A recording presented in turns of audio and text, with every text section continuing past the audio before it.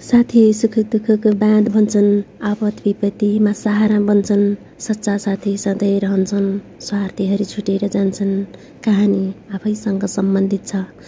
जिन्दगीको यात्राभरि भेटिएर साथी बनिएका रङबिरङका तमाम मित्रजनहरू र बाल्यकालमा सँगै खेलेर हुर्किएका प्रिय साथीहरूसँगको क्षणहरू समेटेर एउटा मिठो कथा लेख्न गइरहेकी छु।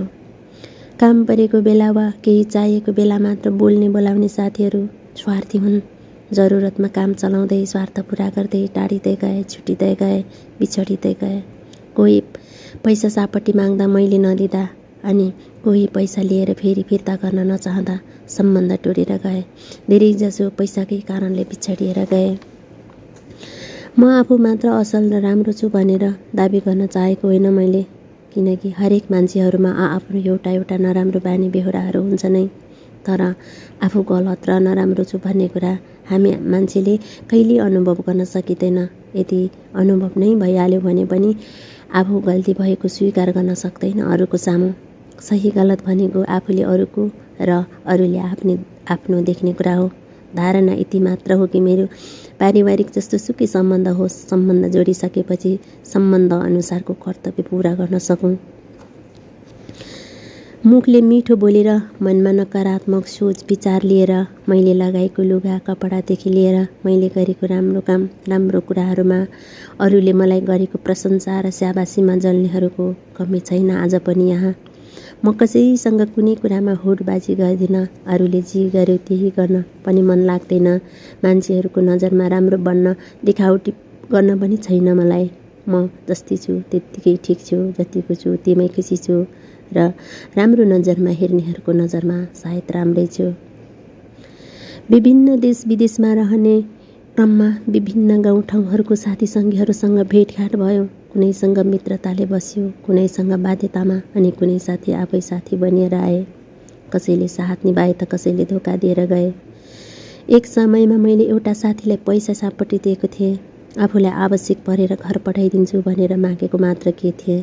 उनले यस्तो जवाफ दिइन्, म 50-60 लाखको व्यवहार गर्ने मान्छे, तिम्रो त्यति पैसा के गर्नु मलाई, पछि देऊला। यसै पनि नेपालमा भूकम्पले सबै मान्छे मरिसक्यो, कसलाई के गर्नु पठाउने हो पैसा भन्दै रिसाइन्। त्यसपछि बोल्न पनि छोडिन्।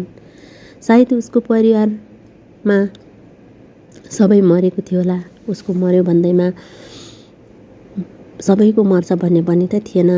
कतिसम्म मन दुख्यो।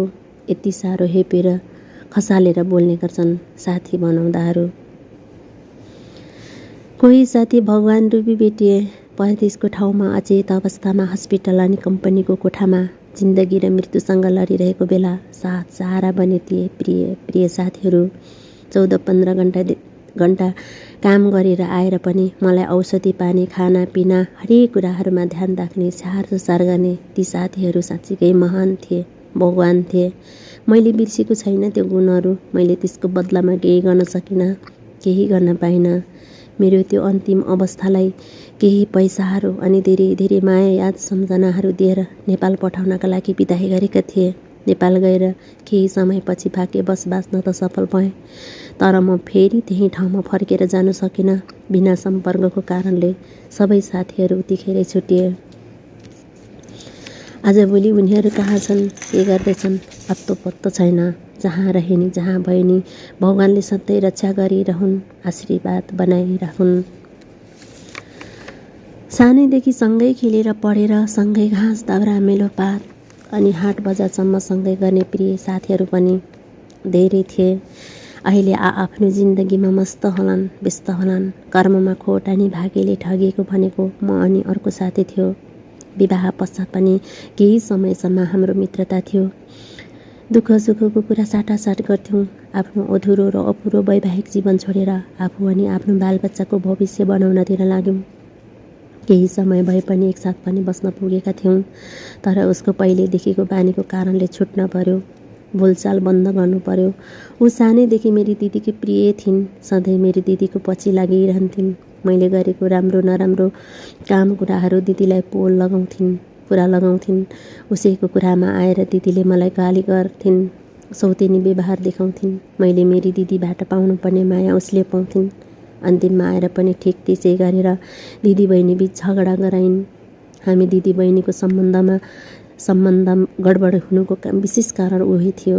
मैले जे गर्यो त्यही, म जहाँ गयो त्यही, मैले जे चाह्यो त्यही गर्दै मसँग होडबाजी गर्दै। थाहा छैन आज कहाँ पुगेकी छिन्, के गर्दैछिन्। कुनै समयमा उनी मेरी प्रिय थिइन्, साथी थिइन्।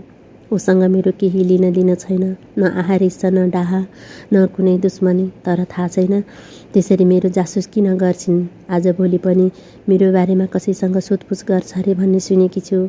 मेरो जासुस गरेर मेरो परिवार आफन्तमा अझै नराम्रो गराउनु छ भने मेरो सम्पर्कमा आओस् भन्न चाहे। नौलो गाउँ, नयाँ ठाउँ, नयाँ चिन्छन्। म साँच्चीकै अन्जान थिएँ। पराई घर उदास थियो, राड थियो। स्थिति परिस्थिति, पारिवारिक व्यवहार, तितो दुःख पीडाहरूमा मित्र बनेर सहारा बनिन् मेरी बेस्टु। अहिले उनी यो दुनियाँमा छैन। सम्बन्धले म ठुली एक परिवारको सदस्य चाहिँ हाम्रो नाता दुःखको दिनहरूमा धेरै थोरै तितो मिठो बाँडेर खाएर एकअर्काको दुःख सहज गर्थ्यौँ। एकअर्काको दुःखको घाउमा मलम बनेर साथ रहन्थ्यौँ। समय बितिरहेको थियो। उनी र मेरो दोस्ती छुटाउनका लागि अर्को एउटा दिनरात लागि परिरहेको थियो। मेरी बेस्टु र उनी एक आपसमा दुश्मनी रहेछन्। बिहान बेलुका खान हम्मे भए पनि बिना काम खान पिउनको लागि मात्र कसैको पछि पर्ने बानी थिएन मेरो। अहिले पनि खान पिउनको लागि अरूको पछि लाग्ने र खान पिउनको लोभ लालच देखाएर म कसैलाई पनि साथी या आफन्त बनाउन चाहन्न। तिनले आफ्नो स्वार्थमा काम चलाउन केही बाँकी छोडिनन्। खान पिउन रमाइलो गर्न भन्दै लोभ लालच देखाउँदै मजबुर बनाउँथिन्। मेरी बेस्टुको बारेमा नाना थरी कुरा काट्थिन्। उनीसँग हिँड्दा मान्छेले कुरा काट्छन्, नराम्रो सोच्छन् भन्दै। कहिलेकाहीँ हाट बजारमा सँगै भेट्दा पनि तानेर घिसारेर आफ्नो साथ लिएर घर आउँथिन्। हाम्रो मित्रता बीचमा मधुरो भए पनि हाम्रो परिवार जस्तोको सम्बन्ध जस्ताको तस्तै थियो। मेरी बेस्टु मेहनती थिइन्। घरको अवस्था मेरो जस्तो नाजुक नभए पनि आवश्यक अनुसारको अभावहरू बाँडीचुँडी काम चलाउँथ्यौँ। अर्की थिइन्। सासु ससुराको घर परिवारको कमाइमा रमाउँथिन्। मिठो खाने, राम्रो लाउने, कुनै कुरामा कमी थिएन उसलाई। रात दिन उसको साथमा हिँडिरहँदा गाउँ समाजमा बदनाम पनि सहनु पर्थ्यो मैले। बिना काम आफ्नो घरमा एक दिन रहन नदिई उतै बोलाइरहने मान्छे समय आएपछि एक्कासी बदलिन्। बाटोमा भेट्दा पनि बोलाउन छोडिन्। पछि थाहा पाउँदा उसले धरान इटहरी घुमाउने, मोमो, चाउमिन, कोक, बियर, हुस्की जस्ता मिठा र महँगा चिज किनेर खुवाउने साथी पो पाएछिन्। यसैले मेरो साथ छोडिन्। मसँगको लामो गहिरो मित्रता आफै तोडिन्। मलाई एक्लै बनाइन्।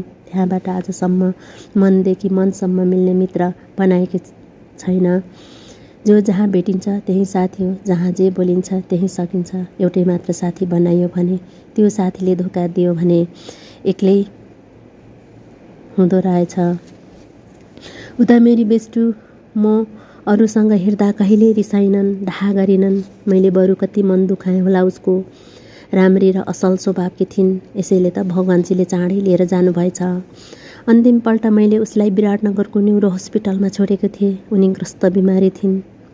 अन्तिमपल्ट एक साथ एक रात बिताएकी रहेछु मैले।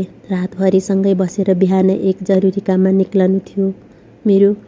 उसको श्रीमानले उसलाई हेरचाह गरिदिनु अनुरोध गरिरहेको थियो, बिन्ती गरिरहेको थियो। तर मेरो पनि विशेष नै काम भएर उसको परिवारबाट एकजनालाई उसलाई हेरचाह गर्नको लागि बोलाइदिएर म त्यहाँबाट हिँडेँ। उनी सोधिरहेकी थिइन् के विशेषता छ त्यस्तो भनेर। त्यही पल अन्तिम हो भनेर थाहा भएको भए म विदेश जाने सिलसिलामा छु भनेर अवश्य भन्ने थिएँ। 7-8 महिनापछि घरमा फोन गर्दा पो थाहा पाएँ उनी त धेरै पहिला नै संसार छोडेर गइसकेकी रहेछिन्। छाँगाबाट खसे। रोएँ, धेरै रोएँ, पछुताएँ।